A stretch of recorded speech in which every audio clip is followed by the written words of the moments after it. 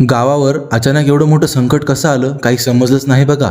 काय म्हणता मित्रांनो, झोप झाली बघा व्यवस्थित.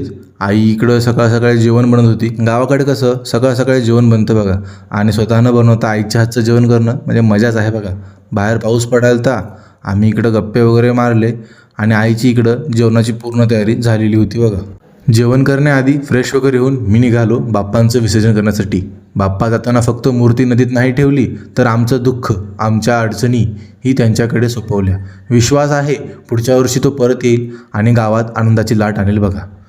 घरी येऊन जेवण वगैरे केलं पोटभर आणि नंतर निघालो मी तालुक्याला, म्हणजेच देगलूरला. पाऊस पण खूप जोरात सुरू होता आणि नदीला पण खूप पाणी आलेलं होतं.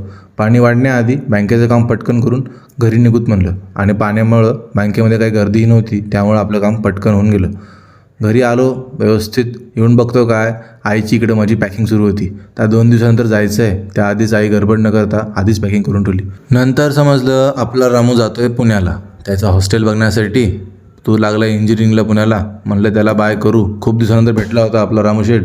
त्याला बाय म्हणून मी निघालो बघा आपल्या मन्याड नदीकडे. मी आहे वझरगा, तालुका देगलूर, जिल्हा नांदेड या ठिकाणी. समोर आलो बघतो काय, आपले जुने मित्र शिवा भाऊ आणि माणिक भाऊ यांची भेट झाली बघा.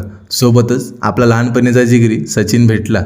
यांना भेटून आनंदही झालं आणि दुःखही झालं बघा. आनंद असा यांच्याशी भेट झाली, आणि दुःख गावात नदीला पाणी आलंय, शेत पाण्याखाली गेली. शेतकऱ्यांची महिनेभराचे कष्ट एका क्षणात वाहून गेले बघा.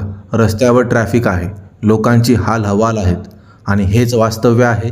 आपली गावी निसर्गाची ताकद कुणी रोखू शकत नाही बघा. आणि हळूहळू पाऊसही पडतो आणि पाणीही वाढत जातोय. समोर काय होईल काही माहीत नाही बघा. तसंच भिजत घरी परतलो. आईनं थोडे शिवाय दिले, पण नंतर मग गरमागरम फोडणीचा भात आणून दिला. पोटभर भात खाल्लं आणि कारवर कवर वगैरे टाकलं. बाहेर बघतोय काय, हळूहळू ट्रॅफिक वाढत जाते. समोर अजून किती हाल होणार आहेत माहिती नाही. चला तुम्हाला भेटतो उद्या मी. बाय.